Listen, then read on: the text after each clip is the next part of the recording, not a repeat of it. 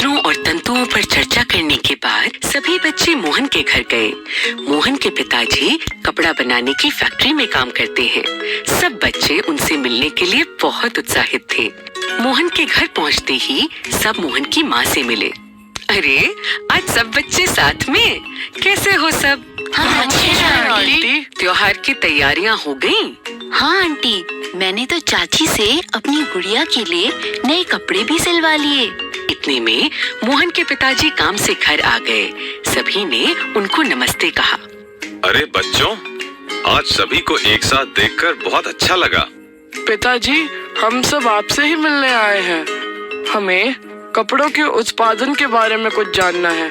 हाँ अंकल, हम जानना चाहते हैं कि कपड़ा बनता कैसे है। आपकी फैक्ट्री में कपड़ा बनता है ना?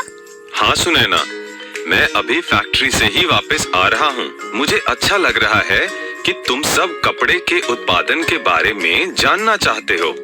अच्छा, पहले बताओ, क्या तुम्हें मालूम है कि कपड़ा किस चीज से बनता है?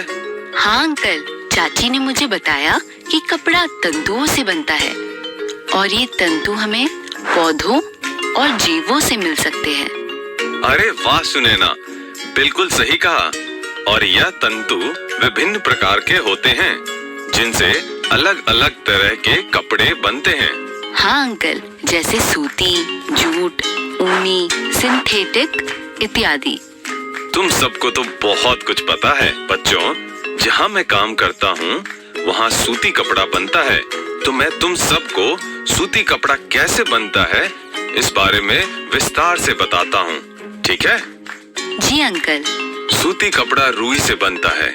हमारे देश में बहुत सी जगह पर कपास की खेती होती है। कपास के पौधों में से रुई को चुना जाता है, फिर उनके तंतुओं को निकालने के लिए उन्हें ओटा जाता है। इस प्रक्रिया को कपास ओटना कहते हैं। एक बड़ी कंघी जैसे यंत्र की मदद से रुई को ओटा जाता है। पहले लोग हाथ से यह काम करते थे, पर आजकल मशीनों द्वारा भी यह काम होता है। फिर तंतुओं से कपड़ा कैसे बनता है? बताता हूँ बच्चों, सब बताता हूँ। 1 मिनट रुको। मोहन की माँ वहीं पास में दिए सजाने की तैयारी कर रही थीं।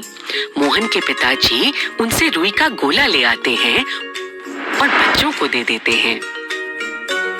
बच्चों, ये लो रुई का गोला। चलो, इससे दिए के लिए बातियां बनाने की कोशिश करो।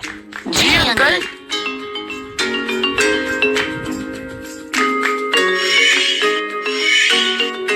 जिस तरह तुम सबने रुई को हाथों के बीच मसलकर धागा बनाया, उसे कातना कहते हैं। रुई के रेशों की कताई करके उसके तागे बनाए जाते हैं। जब बहुत सी कताई करनी हो तो ज्यादातर हम मशीनों की मदद से यह कर पाते हैं। एक बड़ी सुई जैसा यंत्र, जिसको तकली कहते हैं, उससे रुई को तागे में परिवर्तित किया जाता है।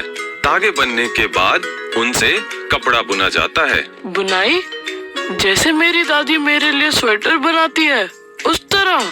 बिल्कुल सही कहा सुबीर। बुनाई 2 प्रकार की होती है। क्या तुम सबने कभी एक चटाई को गौर से देखा है? हाँ अंकल, चटाई तो सरकंडों को जोड़कर बनाई जाती है। सही कहा सुनैना। जिस तरह चटाई में तुम सबको सरकंडों का जाल दिखता है, उसी तरह तागों का जाल बुनकर कपड़ा बनाया जाता है। एक एक तागे को लेकर जाल बनाना? ऐसे तो कपड़ा बनने में बहुत समय लगता होगा। नहीं सुबीर, इस तरह की बुनाई करने के लिए एक यंत्र, जिसे करघा कहते हैं, उसका इस्तेमाल होता है। इस यंत्र को हाथों से भी चलाया जाता है और ये मशीनों से भी चलाया जा सकता है। अच्छा, तो इस यंत्र से कपड़ा जल्दी बनता है?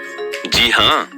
धन्यवाद अंकल, मुझे बहुत मजा आया वस्त्रों के बारे में यह सब जानकर। मुझे तो पता नहीं था कि जो कपड़े हम पहनते हैं वे इतने छोटे तंतुओं से बनते हैं। बच्चों, इतना ही नहीं, हमारे बापू यानी गांधी जी ने तो इस धागे और खादी के दम पर अंग्रेजी हुकूमत को बहुत कमजोर बना दिया था। वो कैसे पिताजी? बापू ने खुद अंग्रेजी कपड़ों का बहिष्कार कर दिया था और अपने चरखे से, जो कि धागा काटने के काम आता है, अपना धागा बनाते और उन धागों से बने खादी के वस्त्र इस्तेमाल करते।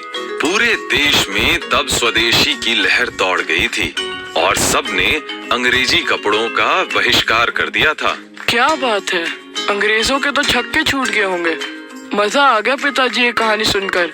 मैं इसके बारे में विस्तार से पढ़ूंगा। चलो बच्चों, आज बहुत सी बातें हो गई। गर्मा गर्म खाना तैयार है, अब सब खाना खाकर ही घर जाना। जी हाँ आंटी।